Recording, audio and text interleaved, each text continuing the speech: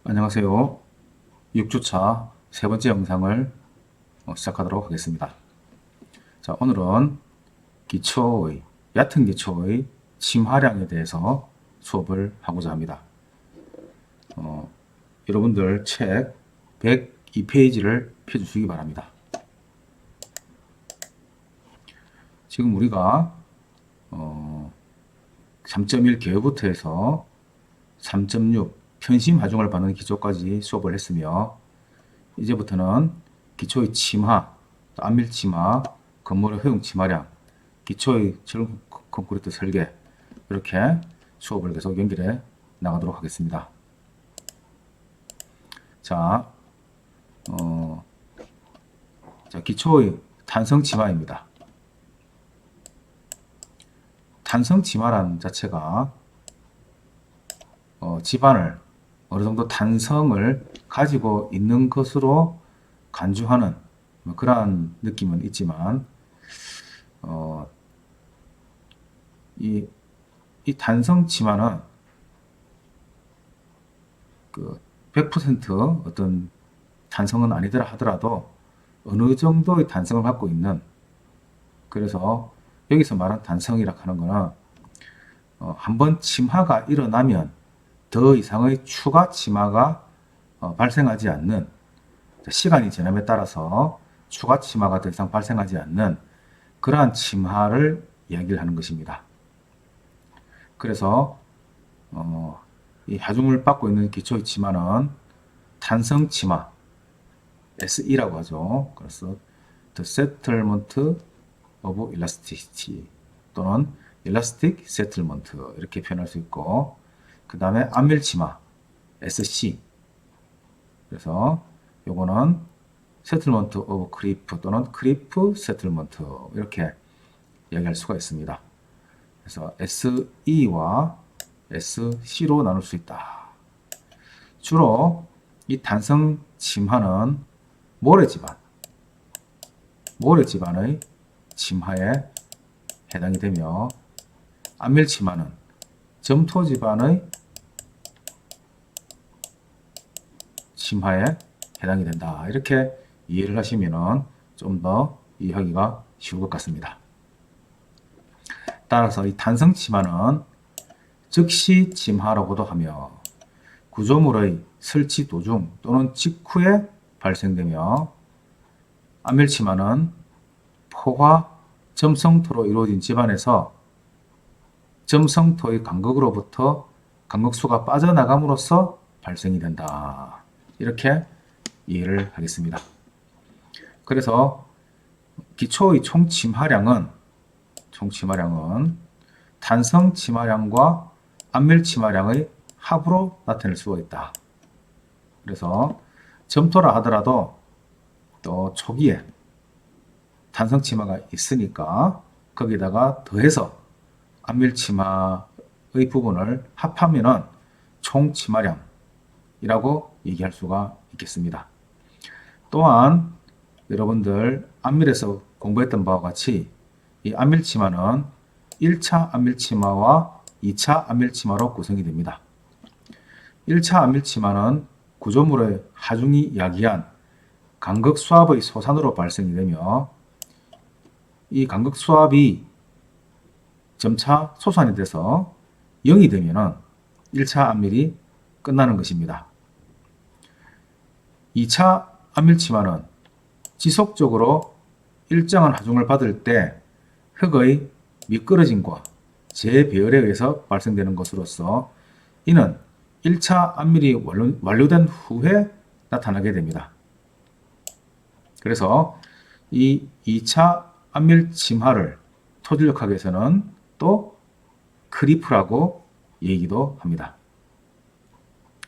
비유기질토와 실트질 점토에서는 2차 안밀 침하의 양이 1차 안밀 침하보다도 1차 안밀 침하가 더 지배적이다. 그리고 유기질토에서는 2차 안밀 침하가 더 지배적인 것으로 알려져 있습니다. 그러면은 우리가 이제 이 치마란 것은 치마란 것은 배웠는데 우리가 얕은 기초의 지지력이라는 것을 배웠고 그리고 또 침하에 대해서 지금 배우고 있는데 실제로 우리가 이제 얕은 기초의 안정이나 얕은 기초의 어떤 지내력을 평가를 할 때 그래서 기초의 지내력이라는 말을 씁니다. 이 지내력이란 것은 기초의 지지력과 기초의 침하량을 모두 만족시키는 그래서 기초의 지지력을 계산하니까 허용치 이내의 하중을 받고 있고 또 침하량을 계산하니까 침하가 허용치 이내이더라 하는 것을 전부 만족을 시켜야지만 지내력에서 우리가 OK가 된다고 하겠습니다. 그러나 만약에 지지력이나 침하량 중에서 하나라도 만족이 안 된다면 이 기초의 지내력은 OK가 아니고 NG가 되는 것입니다. 그래서 항상 지지력만 중요한 것이 아니라 침하량도 중요하다. 특히 침하량이 발생이 되면 건물이나 구조물에 부등침하가 발생하게 되죠. 부등침하가 발생하게 되면 이렇게 있던 건물이 침하가 이루어지면서 이렇게 부등침하가 이렇게 이루어지면서 이렇게 기울어지는 이런 현상이 발생되면 아예 건물은 사용을 못하게 됩니다. 그래서 이러한 침하량이 또 허용치 이내가 또 되어야 하는 것도 또 하나의 조건이라고 할 수가 있습니다. 그래서 먼저 이러한 기초의 탄성 침하량은 어떻게 계산하는지를 먼저 배우도록 하겠습니다.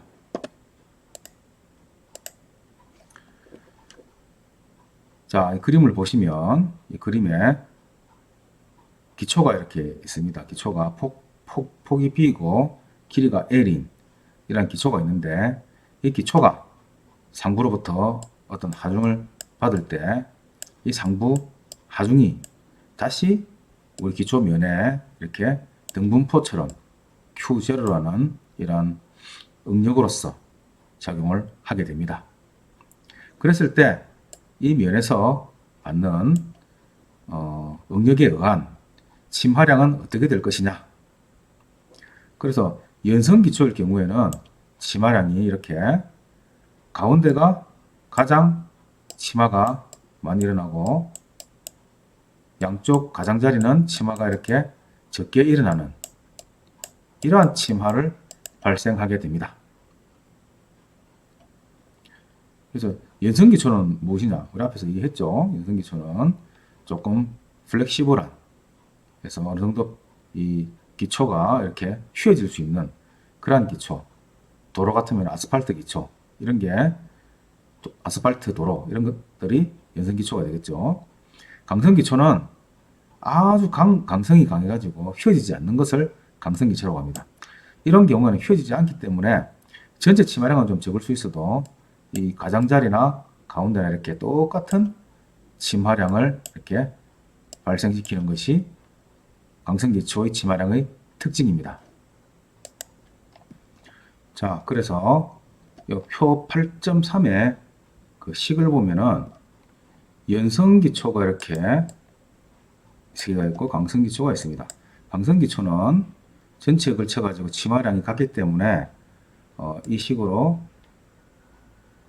구할 수가 있고 연성기초는 모서리 또 중심 평균이 다 다르죠. 그래서 이렇게 세 개의 식으로 나누어서 이렇게 식을 정해 놓은 것입니다.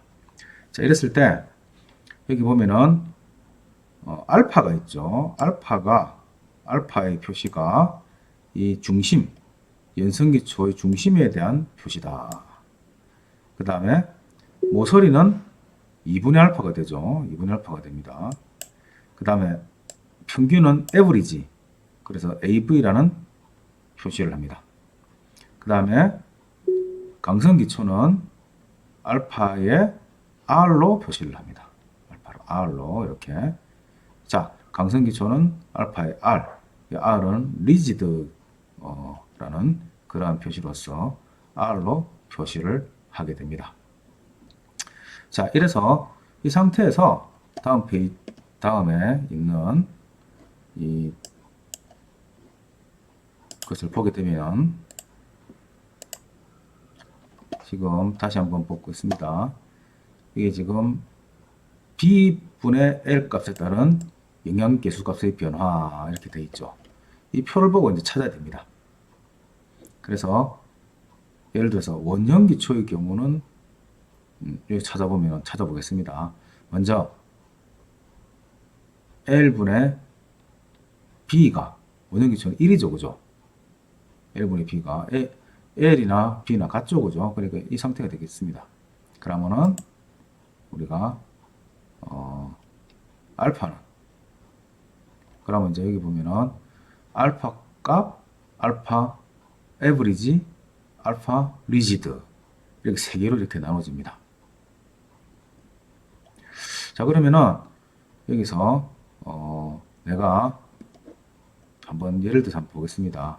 여기 폭이 B이고 폭이 B인데 폭 B가 2m이고 길이가 4m라고 합시다. 4m라고 했을 때 그러면은 B분의 L 값은 2가 되겠죠. 그죠? 1이 되면 이건 정방형입니다. 그죠? 정방형이고 기가 되면은 이렇게 2m, 4m가 되면은 2가 될 겁니다.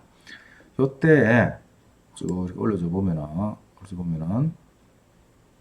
알파 값은 이렇게 대략 1.6 정도. 그죠? 그 다음에 에브리지는 이렇게 됩니다. 그래서 1.25 정도. 그 다음에 알파 리지드는 그보다 조금 작을까? 그래서 1.2 정도. 이런 식으로 찾을 수가 있는 것이죠.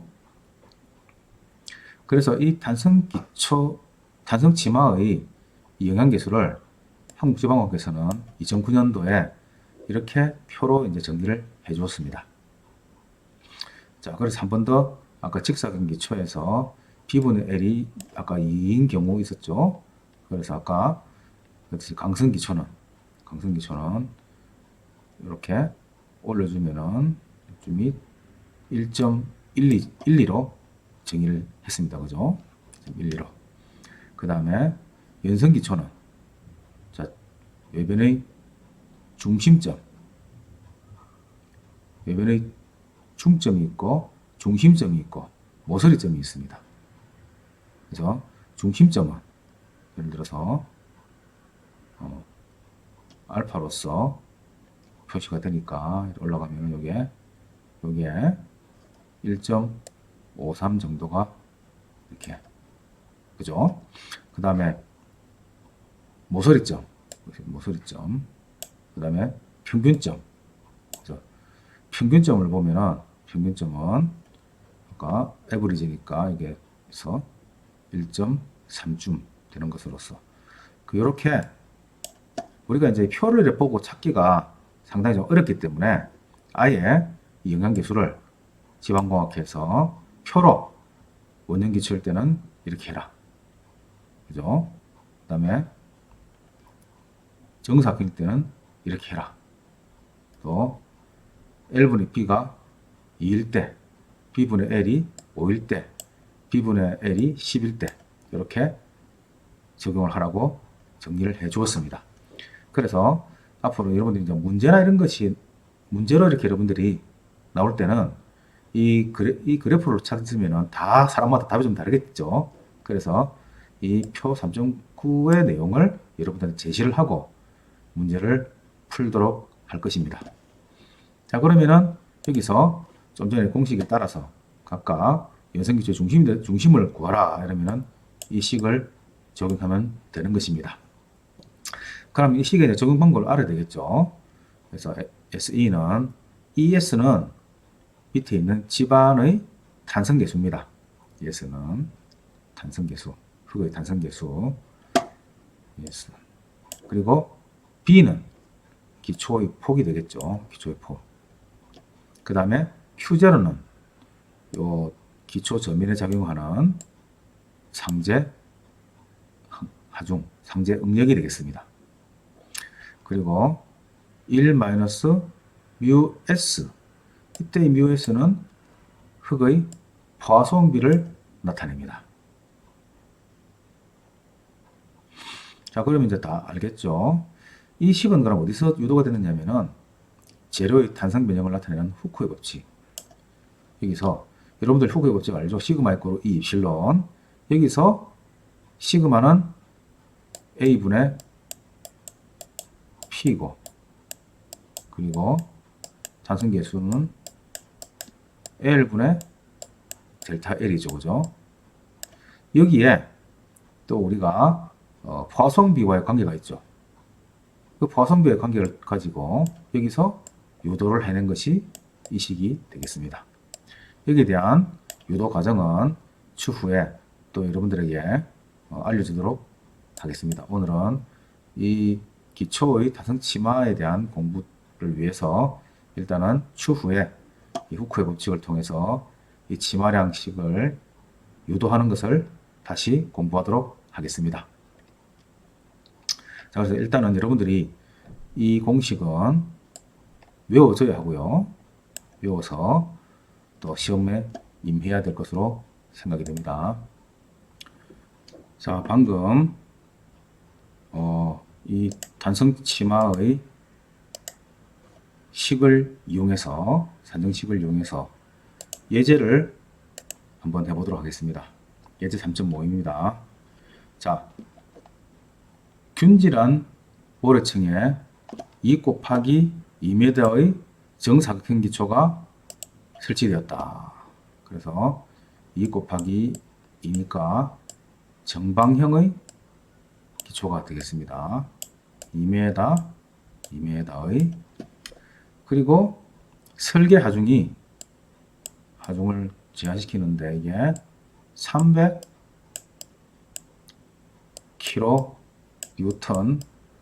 per 제곱미터입니다. 그리고 포화소음비가 0.4이고 흙의 탄성 계수가 15,000kN per 제곱미터입니다. 그리고 연성기초라고 했습니다. 이 기초에 발생할 최대 침하량을 구하시오. 이렇게 얘기를 했죠. 그래서 이 기초, 연성기초는 기초의 침하가 앞에서 보았던 대로 이렇게 이런 식으로 발생이 됩니다.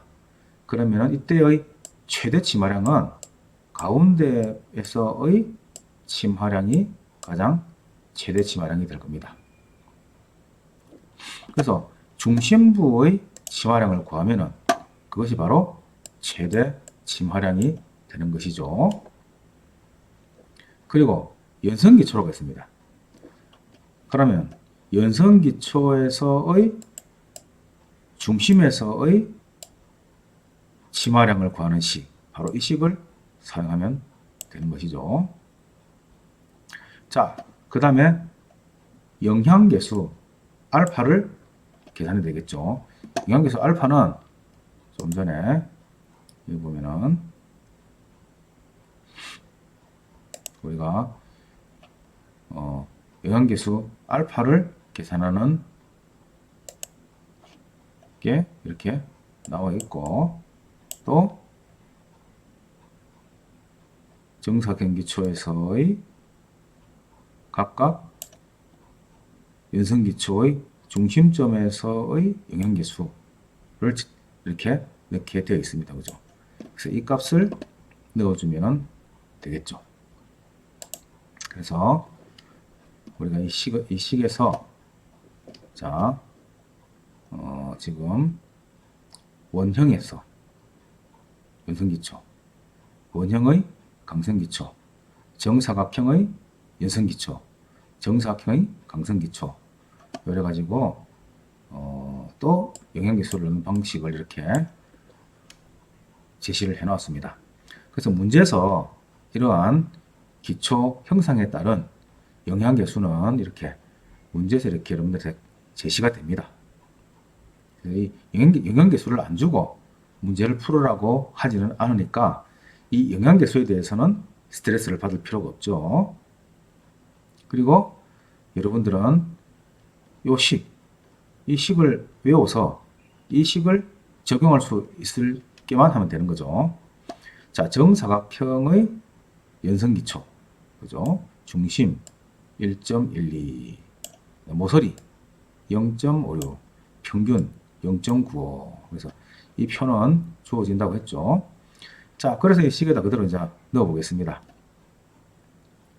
이 단성계수는 ES인데 요거는 15,000 kN per 제곱미터 넣어주고, 폭비는 아까 2m라고 했죠, 그죠? 그래서 2m 넣어줍니다. 그리고 Q0는 설계 하중, 이걸 응력으로 나타내야 됩니다. kN per 제곱미터, 응력 달립니다. 그래서 이거를 이렇게 300을 그대로 넣어주면 됩니다. 자, 이때 여기도 kN per 제곱미터, 이것도 kN per 제곱미터, 두 개의 단위가 같아야 됩니다. 만약에 이 단위가 다르게 나오면은 여러분들은 이 단위를 같게 만들어서 여기다가 대입을 해야 되겠죠. 그게 중요합니다. 그렇지 않으면은 답이 이상하게 답이 나오게 됩니다. 자, 그래서